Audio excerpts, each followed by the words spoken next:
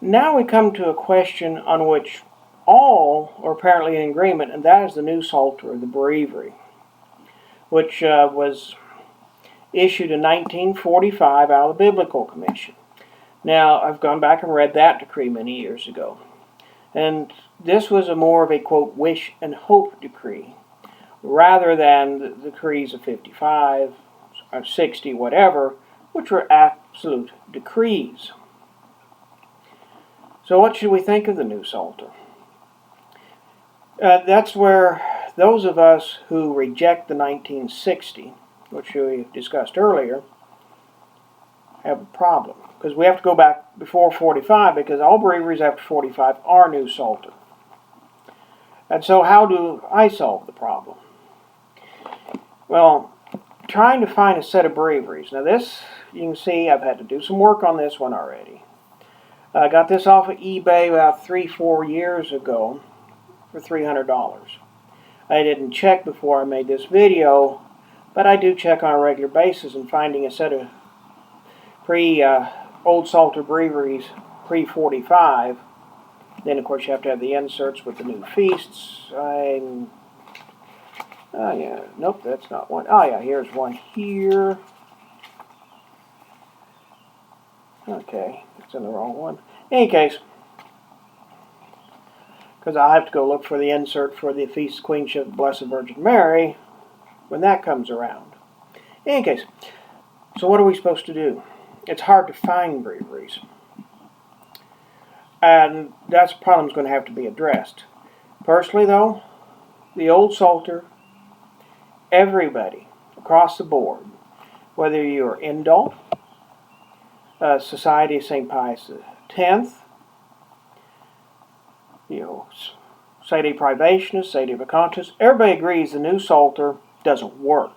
In fact, the Monks of Salem, since it was only wish and hope, they tried to put it to music, and finally they said forget it. And they went back to the Old Psalter. Everyone basically has gone back to the Old Psalter. And I think that's where we should go, because there is no reason for a new translation. See, the Biblical Commission, they're about some things. In fact, eventually the Vatican II Conciliar Church has a new Latin Vulgate. You can go on the Vatican.va website and find it. It contains errors. I've been there.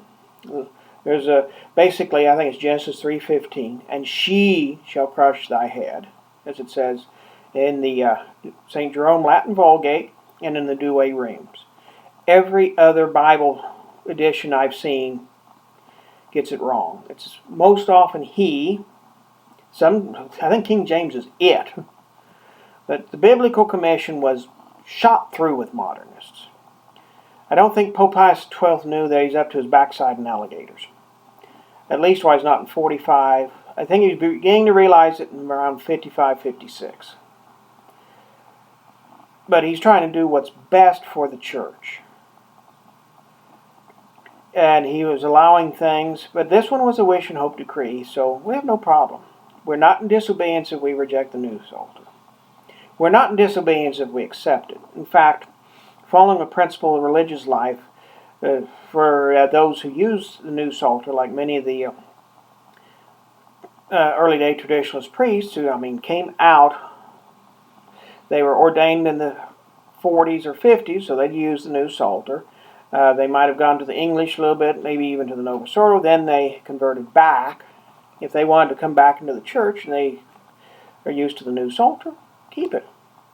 But moving forward, I think the new Psalter should be one of those things that goes into the dustbin of history and the back of libraries.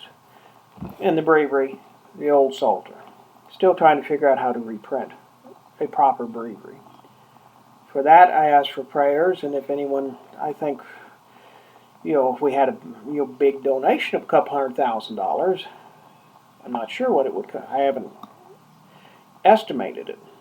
It would take a lot of work and money to do it. And that is a problem we're working on here in the Vatican Exile. So we ask your prayers and your support. We don't expect to be reprinting Breviary anytime soon, but if we find a way, we will. That I'll say God bless you. And I believe that brings us to the close of this series on the liturgical changes.